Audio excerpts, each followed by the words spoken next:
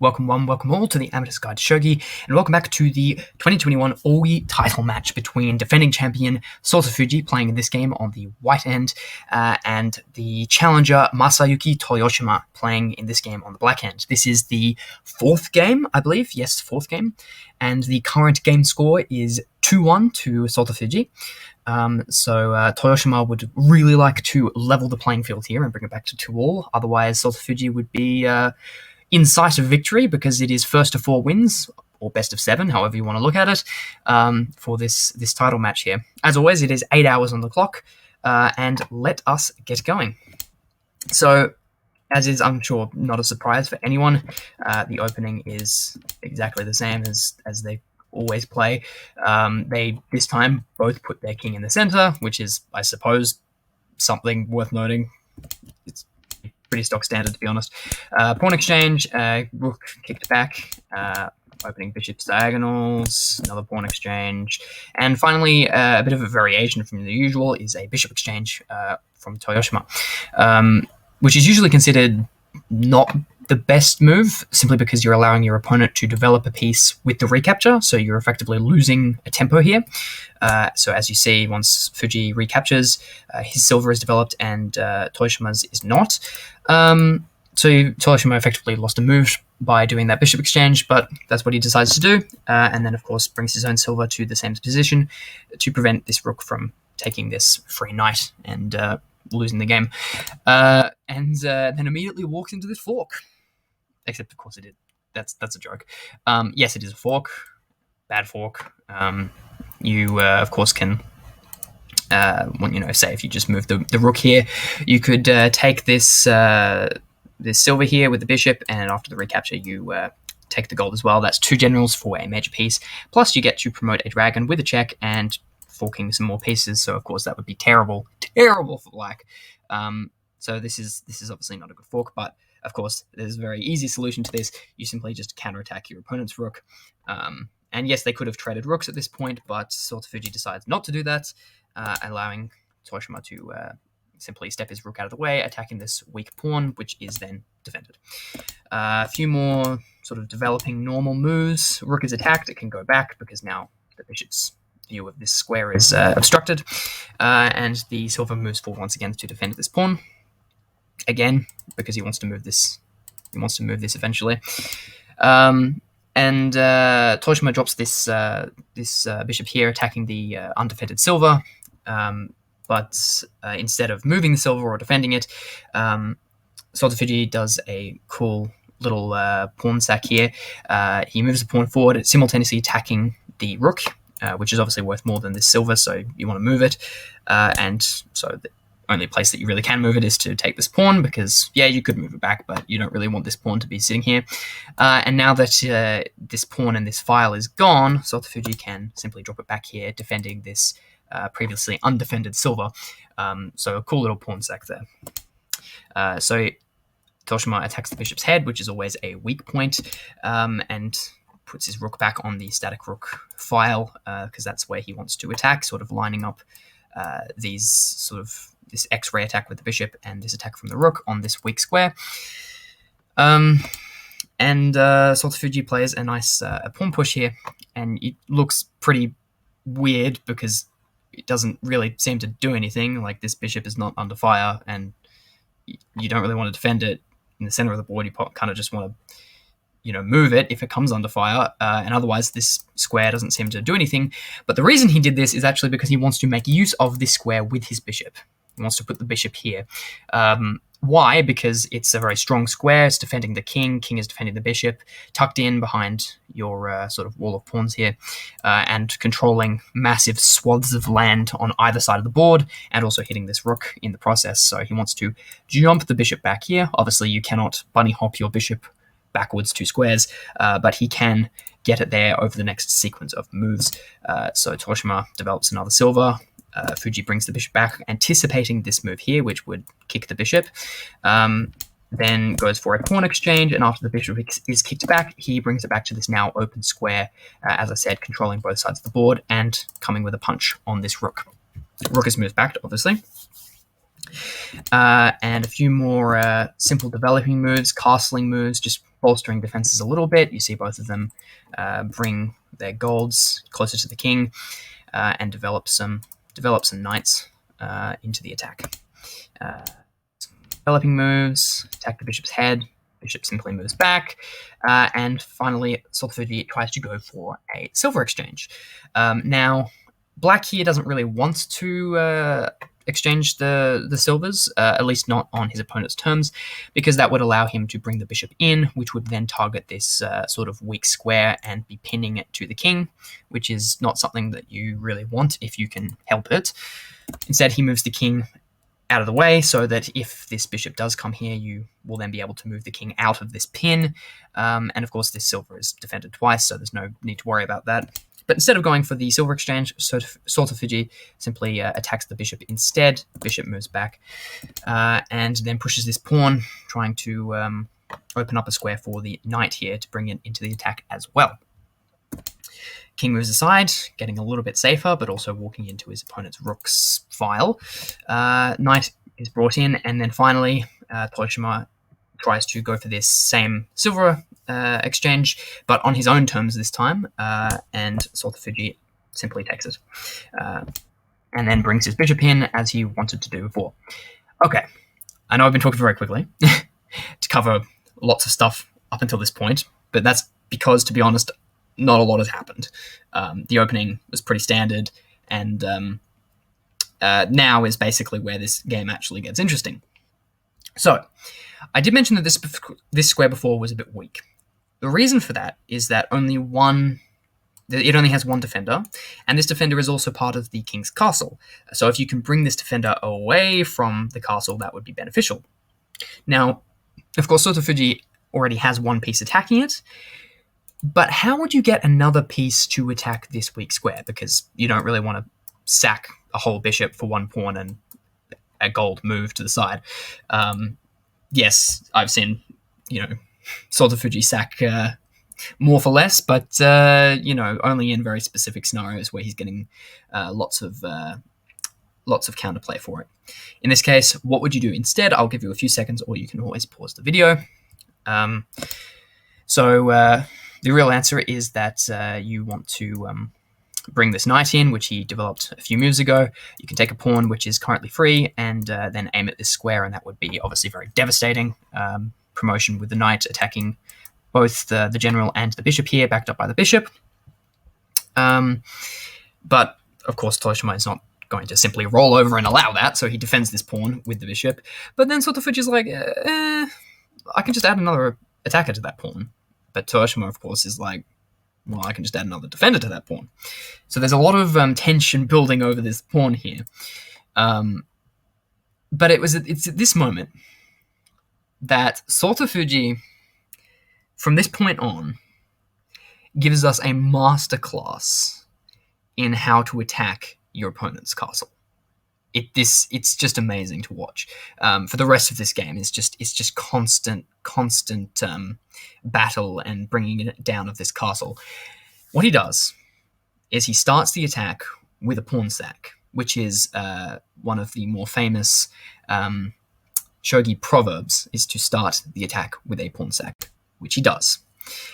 But not just one pawn sack. How about 3 pawn sacks? Okay, these pawn sacks are awesome. Because now these entire 4 columns here, where the king is castled, Sota Fujii now has no pawns in them, which means that he can now drop pawns in any of these squares, which can be incredibly dangerous. Pawns can be very disruptive because it's okay to kind of just throw them around because they're only pawns, right? They're not worth a lot. If you miscalculate or if you lose them, you're not giving your opponent a ton of counterplay by losing some pawns, so they're a very effective piece to attack with because of that. And these pawns that Sota Fujii forced to move up a couple squares, or 1 square each, are not really doing anything. Like, there's no attack forming based, around these pawns. All of these pieces are trying to defend the king. So the fact that they're a little bit closer to Sota Fujii's camp is of no consequence to him. And they've just made way for his own pieces to drop into this vulnerable area now. And of course, he wastes no time, as you will see. But of course, at the moment, he doesn't actually have a pawn in his hand. But he knows where to get one. He can just sack this knight here. I say sack because, yeah, you can, we saw Toyoshima defending the square with multiple pieces. You can obviously trade off this bishop for the 2 pieces, which is arguably fine for both players, although generally speaking, 2 pieces is better than 1. Even a minor piece and a general for a major piece is generally considered better for the person who gets 2 pieces. But of course, at the end of the day, Sota Fujii is he doesn't care about the slightly better trade for his opponent. He's more interested in getting a pawn in his hand because he, of course, has a good use for it. Drops it immediately on his opponent's gold. And now I will throw a pop quiz your way. Should you take this pawn with the gold? Like this. I'll give you a few seconds, or you can pause the video. Hopefully you figured it out. It shouldn't be too complicated, I hope. The answer is, of course, is no. You cannot take this pawn because that would allow this horse promotion, which would also be a fork, rook gold fork, and you would probably just lose the game. So you need this pawn to remain defended. So instead, he moves the gold back, allowing this dangling pawn, very dangerous dangling pawn, to maintain itself here. And then finally, Sota Fujii snaps off this bishop and completes the exchange that they had on this square here. And then pushes another pawn, and Toyoshima decides to ignore it and instead go on a counterattack, trying to seize the initiative, which is very important in the Shogi endgame, especially since his opponent's king is literally out in the center of the board. Now, at this particular moment, the players exchange a whole bunch of pieces, and it's just a complete flurry. It's a mess. It's a confusing mess. So I'm just going to rip through them all like a sports commentator. First of all, we have this pawn take. You can't let this pawn take your gold, so you take it with your gold, hanging your gold to this bishop. But, of course, this is ignored as Sota Fujii takes this knight with his silver, sacking his silver. But Toyoshima ignores this, taking his opponent's bishop. Obviously, the rook has to be taken back, which this saves the gold when the bishop was taken, and then takes this silver, threatening this knight here. And at the end of the day, Sota Fujii gets a nice fork here, a king gold fork. So up until this moment in time, it was the exchange was at the end 1 rook for 3 silvers, which is obviously better for the person with 3 silvers. But of course, at the end of that sequence, he gets this fork here. So it's actually 1 rook and 1 gold for 3 silvers, which is about equal. Although there is this knight here as well, which is about to be lost. But he's got a big attack going here with this very weak castle, 2 rooks staring at his opponent's king. Very, very dangerous. So even this knight is of no consequence to him. So this is, of course, is blocked. And then Sota Fujii just decides to completely ignore everything that I was just saying, and instead of taking the free gold, he takes this pawn, preventing his knight from being captured.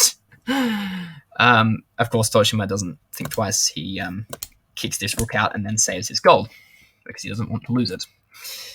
But Sota Fujii continues to attacks this gold, which is then defended with a bishop.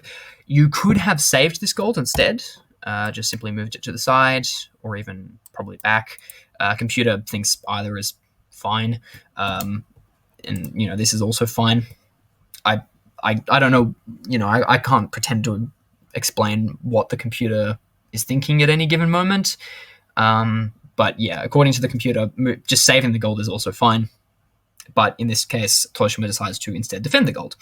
But instead of immediately capturing this gold and trading off a knight for gold, Sota Fujii continues to make use of his triple pawn sack here by dropping yet another pawn in his opponent's camp. And this is a continuation of this masterclass of how to break a castle with pawns, because you want to use your very cheap pawns to very, very slowly chip away at your opponent's castle. And the way that you do that is make them make irreversible moves. Okay? He sacks his pawn here, which can be taken in 2 ways. You could take it with the silver, but that would be really, really dangerous, because you are allowing this rook to then see more of the king effectively. This pawn would then be directly pinned to the king, and also you would free up a square here, which you could then place more pieces on. And I think if you take with the silver, the computer's already saying like negative 15 or something, negative 12. Very dangerous. And you can also just take this gold, which is still hanging. So, of course, he doesn't take with the silver. He instead takes with the lance. But this is an irreversible move. The lance can't move backwards. So this is a permanent weakening of these two squares. Because, well, the lance used to be on this square, so you couldn't drop anything there, and it used to protect this square. And now it doesn't. And now, in fact, only the king is defending this square. So little by little, brick by brick, Sota Fujii is breaking down this castle with his pawns by virtue of this triple pawn sack. So very, very cool little instructive lesson here about how to break down a castle. Accidentally moved the page down there. Okay, and then continues to do so with this bishop drop. Now, this is really cool. He's got triple major pieces pinning pieces to his opponent's king, which is obviously very dangerous. Now, of course, if you do nothing, this is really bad for black here, because you could simply take off this gold, and this silver can't recapture because it is pinned to the king by the rook.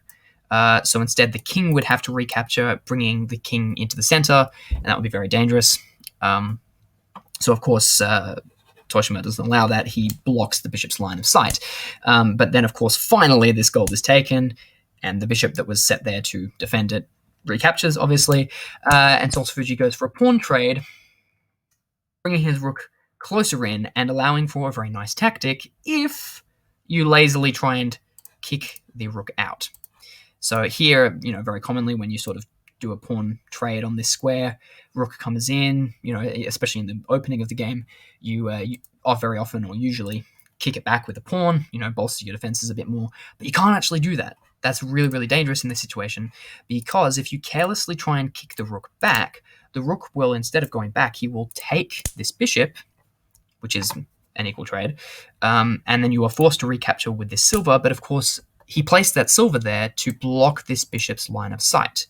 So now this sack works again, and this is really dangerous. Already, I think you can put a bishop, say, here, and yes, you can block this, but say with a knight, but then, dragon promotion, move back, horse promotion, and it already looks really dangerous.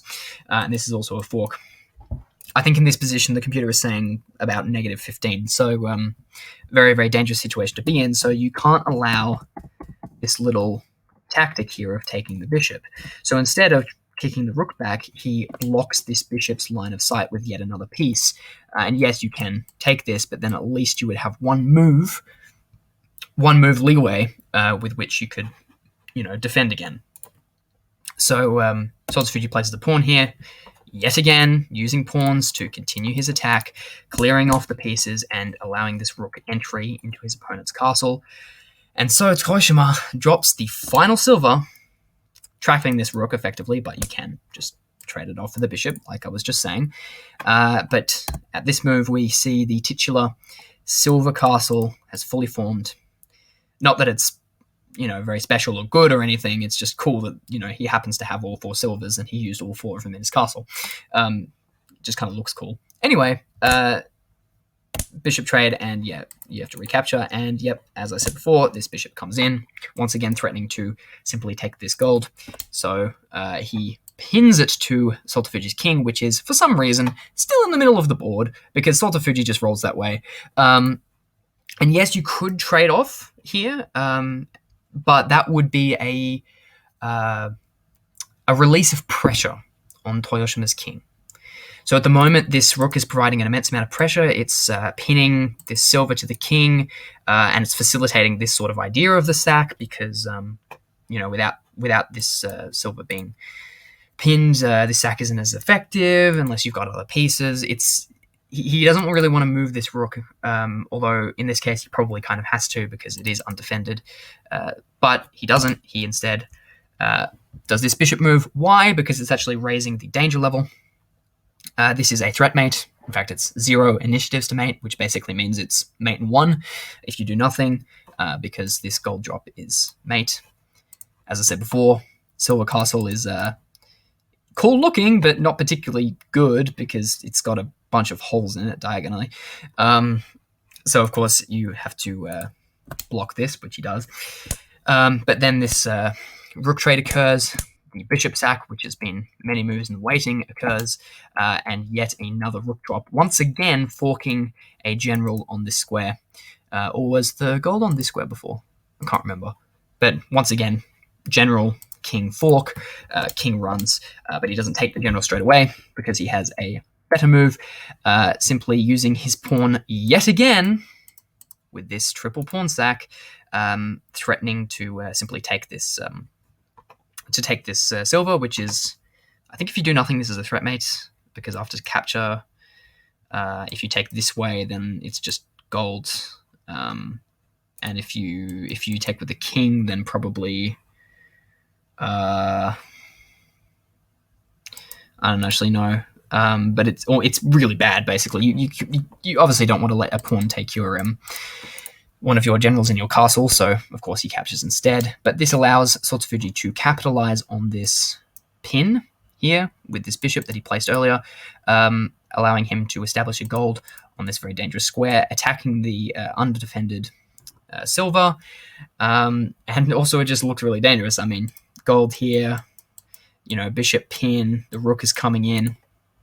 It's pretty dangerous. So Toyoshima gives a couple more checks, but ultimately it's futile. This king is clearly not in a mate. It's got far too many places to run. So he gives a couple of checks, and in this position, after seeing this king move, Masayuki Toyoshima resigns. Now, I did try to figure out if this was actually a mate, like if this was a threat mate or a brink mate. In the end, I couldn't do it, and I turned on the computer and let it run to, I believe, depth 23, which took ages, because depth 23 in Shogi is a lot of depth, because there's a lot more moves that you can do than in, say, chess. But even the computer couldn't find a mate. And for context, like a computer to depth like 18 can find a mate in like 20. So at depth 23, if it can't find a mate, then it basically isn't a mate. However, at depth 23, it was negative 15 for white. And of course, in this position, despite the 8 hours on the clock to start with, Masayuki Toyoshima had... He was on bullet mode at this point. He had no time, as was Sota Fujii, of course. But Sota Fujii, time and time again, has proved himself to be a god of tsume, and he can find a mate even with 0 minutes on the clock easily. And so, in this nasty position, Masayuki Toyoshima just resigned, bringing the total game score to 3-1 to Sota Fujii, which obviously puts him in sight of the total victory of the title, because it's first to 4 wins. So in the next game, with Sota Fujii playing white and Toyoshima playing black, sorry, other way around, I'm thinking in chess terms, Sota Fujii playing black and Toyoshima playing white, if Sota Fujii wins, then he will have also won the entire title match, and he will be the next year's, or he will continue to be the Oui title holder. Anyway, with that, that brings this game to a conclusion. I hope you all enjoyed. I hope it wasn't too confusing. I personally found this game very confusing, especially the first few times I looked through it. But I hope you all enjoyed. I hope I made it a little easier to understand. And I hope to see you all next time. Bye-bye.